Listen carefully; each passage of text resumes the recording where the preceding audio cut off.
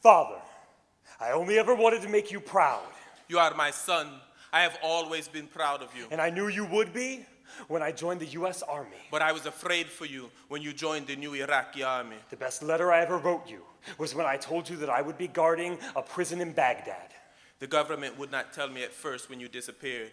Perhaps they knew that you had been captured by the Americans and would never be seen again once you entered that prison. Once I entered that prison, I stopped being your son. You stopped being my son. I became a monster. You became a martyr. They said you were a murderer, a rapist, anything to get the Americans to beat secrets from you. But you had no secrets, Manadel.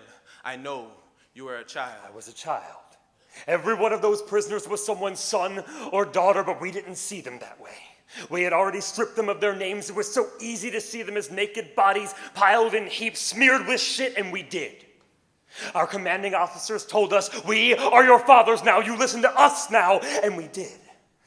I carried your picture everywhere I went. I begged every uniform, every guard, please help me find my child. A month before, a mortar hit the tent next to mine. I ran over to see the body of my best friend burning and bleeding, brains leaking from his skull. He died in my hands. When I entered Abu Ghraib, I held your picture high. I begged anybody, please help me find this boy. And they laughed at me. Even as my body shook before them, they laughed at me. When I told the commanding officers about the nightmares and the flashbacks, they laughed at me. They said, use this. Every single one of them did this, so treat them like it. And I did. That night, I tied his wrists behind his back so he couldn't pray. I lifted him up to the hook where we hanged him. I didn't even know his name. Manadel, my dear Manadel, when they gave us your body, your hands were still tied behind your back.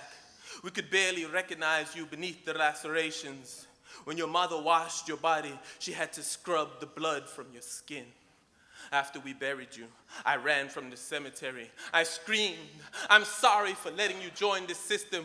I should have told you how war works. We pick an enemy. We pick an enemy. Target them at all costs. Target them at all costs. But the cost was my humanity. The cost was your life. When I leave this state prison, I still won't be free. Because I won't forget what I did, what I saw, what I became.